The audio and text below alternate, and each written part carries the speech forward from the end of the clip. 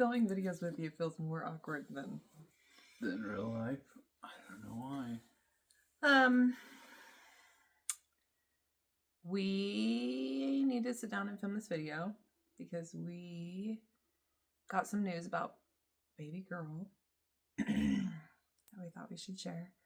So last week I got a phone call from my nurse regarding my 20-week ultrasound. And it's this week. Oh yeah. I don't even know. Regardless. Days have blurred. I know.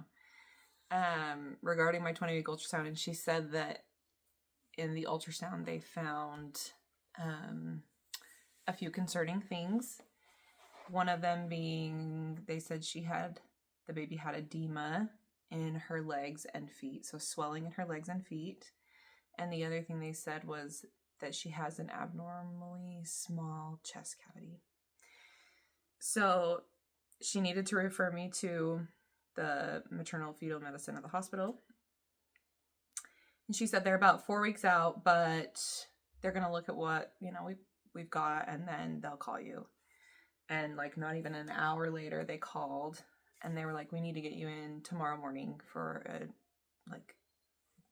9 a.m. ultrasound. Urgent ultrasound, which is terrifying. So we cried all night long with no information, doing the Google searches for all the bad things. For all the things, with so little information. We went in for a 9 a.m. ultrasound, and they did basically a full 20-week ultrasound again. Like an hour and a half long. It was long. It was long. They looked at everything, and we were, how far along? I was 22 and a half weeks along at that point. And the difference with that was the ultrasound tech said, I am allowed to tell you if there's something wrong, versus when you do your normal 20-week ultrasound, they're not allowed to say anything. And she's like, I am allowed to tell you if I see anything that's concerning. And she said, and also there are doctors right in the next room that are looking at all of these scans and all these pictures and everything, as we do them. And then you will meet with a doctor right after this to go over what has been found. So, do the scan. She's not really saying anything concerning. The brain looks normal. The heart looks normal. Everything's the right size. Everything mostly. Yeah, she measured the bones. The bones were all coming back at the right size. And she was like, so the baby's foot was kind of tucked up under the placenta, and she was like, I need to get that foot to move so I can see the foot better. Let's take a break. At this point, it had been 45 minutes? Yeah. Let's take a break, get up, go to the bathroom, walk around, do whatever, and we'll see if we can get the baby to move. So she left, went and talked to the doctor while I went to the bathroom and squatted and all the things. And came back, and then we continued the scan, and the baby had moved her foot a little bit away from the placenta, so she was able to get a better view of the foot. And then she was doing the chest, and oh my gosh, she did the chest for so long. Mm-hmm. And she took so many lots of different ways. Yeah, lots of angles. And I guess how they measure the chest to make sure it's the right size is they measure the heart, and then they measure the chest, and then there's some sort of mathematical equation to make sure that they are fit. The same, growing at the same rate or whatever it is. And so she did that so many times. And then somehow it came up that this was an IVF baby, which I guess is not in my record. She was like, that's good to know. So we got talking about is it tested? Yeah, did we do genetic testing? What do we know? All that stuff. So she was asking if I had some earlier scans done, which I did. I had one at 7 weeks, 9 weeks, 12 weeks. And she said, did you see the baby move during any of the scans? Which is literally the worst question. Right. And I was like, yeah, actually, I remember distinctly at 9 weeks and 12 weeks seeing the baby move because I thought it was just the cutest thing. And I don't ever remember seeing any of my other babies move that early, wiggle, when the ultrasounds are so short. And she was like, okay, this is good. And so anyway, she's like, good information. So she kept going out and telling the doctor and come back. And then she said, okay, I'm gonna take a break. Stay here. So I stayed laying down on the thing. And she's like, I'm gonna go talk to the doctor. I'll be right back. 5 minutes goes by, 10 minutes, 15 minutes. And she doesn't come back in. The doctor comes in. And the doctor comes in and she's like, I've seen everything I need to see. You can get up. Yeah. So she gets up, or I get up. Oh, geez. And we sit down and pretty much everything's a blur. Yeah. The world collapsed. Except for it didn't. Kept going. So bad news started coming. So the baby has arthrogryposis. Yes. Which is basically it's like hardening of the joints in certain parts of the body. Stiffness of the joints.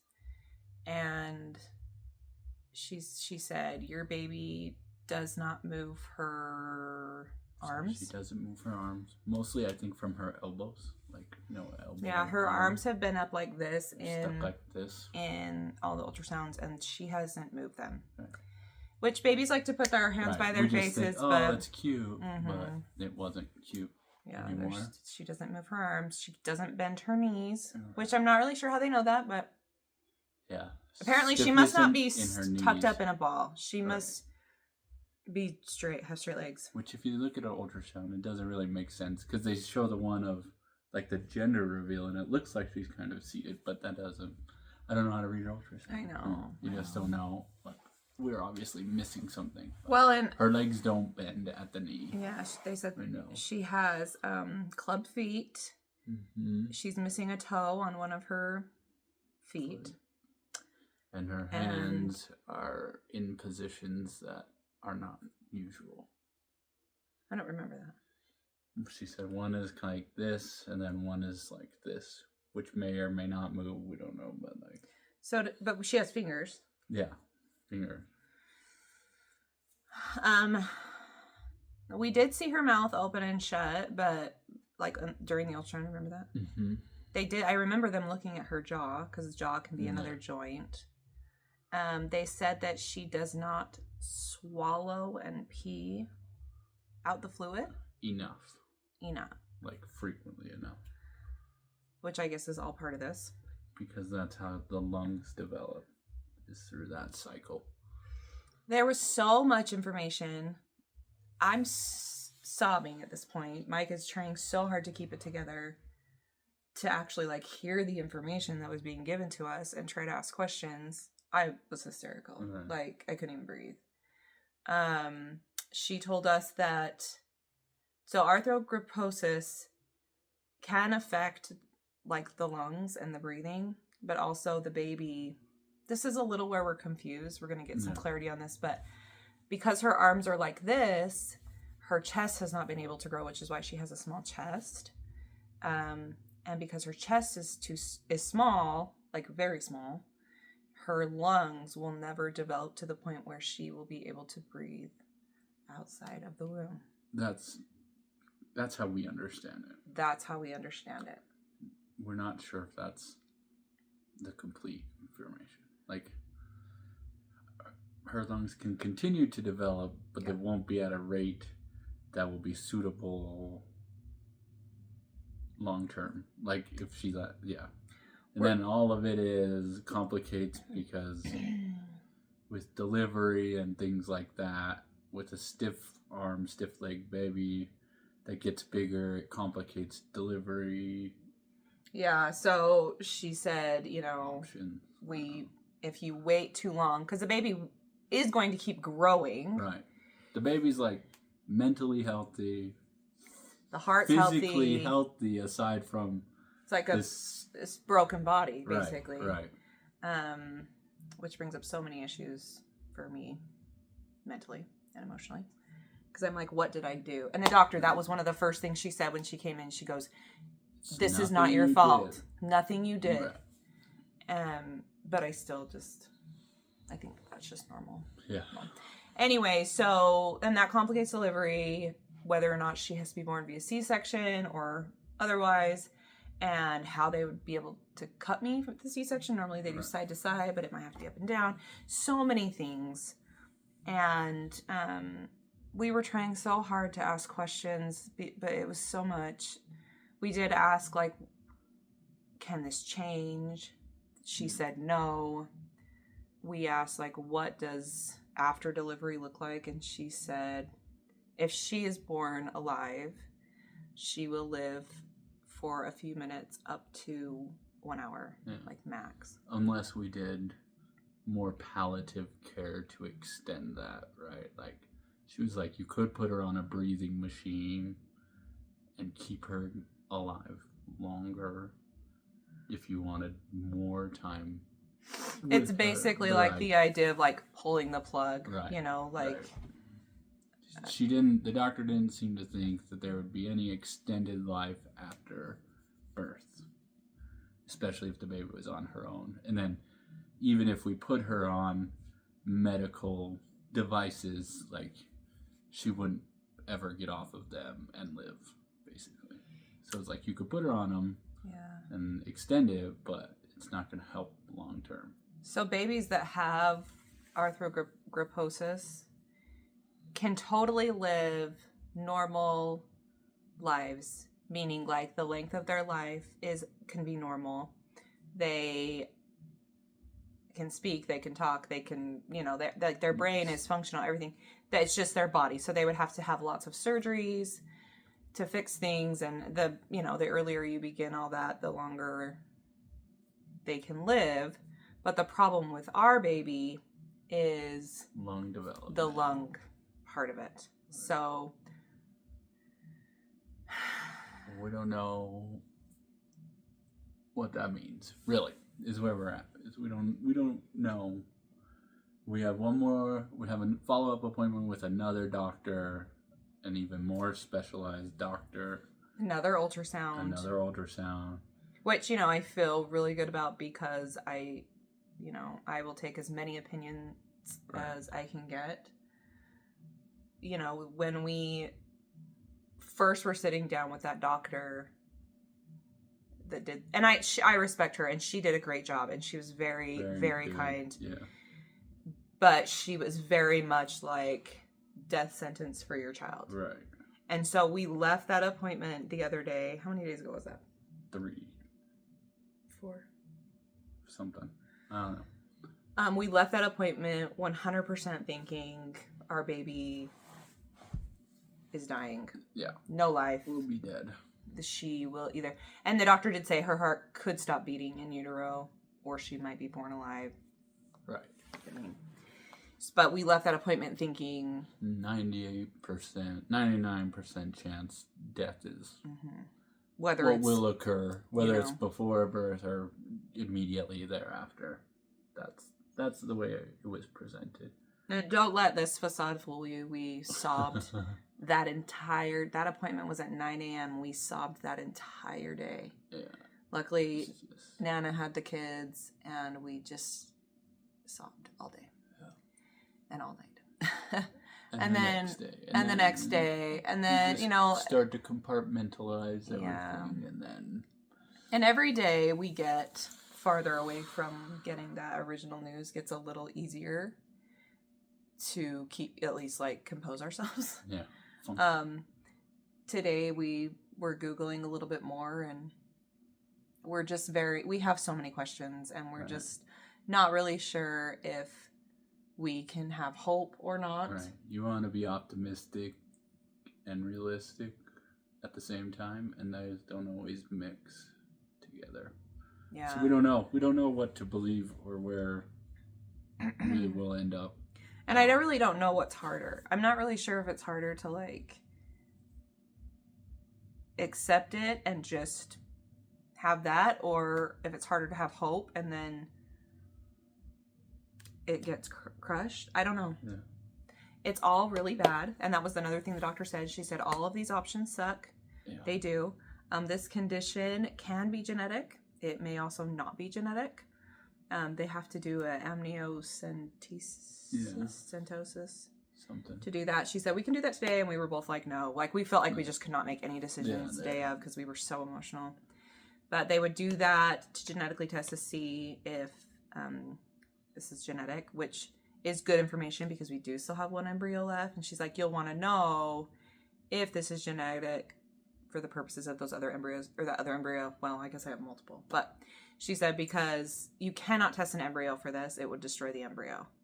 So you just need to have that information before you decide whether or not, which we're not even having that discussion yet. We've got to get through this and see where we're at. But anyway, we're going on vacation in a couple of days. Because the doctor told us to. Yeah, we had a vacation planned, and then it was like, oh my gosh. And we'll cancel it. And the doctor's like, no, please go on your vacation. Yeah. Because right now, she was like, it can't get worse. She's like, it is what it is. She's like, you're fine. The baby's fine. The baby's fine. Even if the baby's heart were to stop beating, your body wouldn't even recognize it for 6 to 8 weeks. Right. It's not going to do anything. Like, you're going to be fine.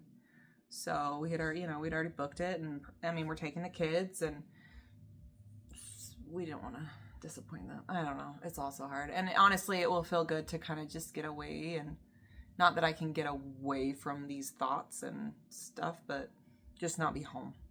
Just kind of have fun. But when we get back, then we'll have our follow-up appointment and hopefully be a little bit more composed to ask more questions, because now I think the longer we have to think about it, the more questions we have. Yeah. So odds are it will definitely be a early birth, meaning we're not going full term. Yeah, she really was like, you really want to have this baby between 28 and 30 weeks. Yeah. For my safety, because apparently it really can be not safe for me for a couple of reasons. The fluid buildup, because she's not swallowing and peeing, and also like the size of the baby makes a difference whether I can deliver her or have to have a C-section, and how they have to cut me, because she's not a flexible baby. Right. She can't bend. You can't pull an arm. Yeah. Most babies are so flexible as they can roll up in a ball. So when you have a C-section, that incision can be side to side and small. But because she can't do that, it would have to be top to bottom, which is really dangerous. And yeah. So at this point, we're having a baby in no more than 7 weeks. I'm 23 weeks. Just over 23 weeks. So we don't know what the future holds, and we are devastated, beyond devastated. We've told the kids. Luke is pretty sad. Jack doesn't really understand, but our families are devastated. Yep. We've pretty much told everyone that we're close to, and it's hard. That's it. That's the reality of what we have. I don't know. So we will figure out more when we figure out more. That's the thing, is you just don't know what you don't know. And even if you get on the internet and do all the Googling, it doesn't mean that it's going to be that way or that case. Yeah, that way for us or for our baby, or, there's just enough differences to make it so that you have no idea what's going to happen. So we're really just tired. It's very taxing.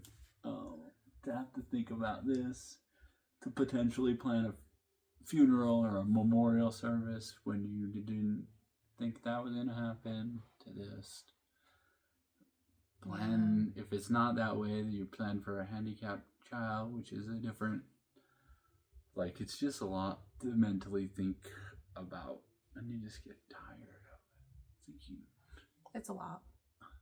It's a lot, especially when you have a genetically tested embryo and you're like, no, this was, and obviously that genetic testing is so surface level. Right, it wasn't deep enough to find this. But it's genetic.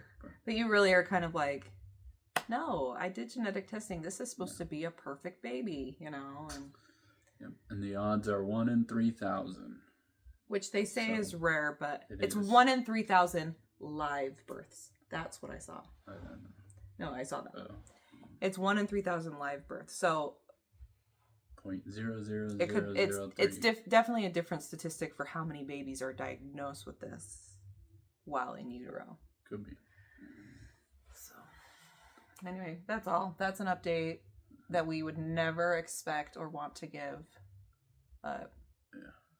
It is what it is.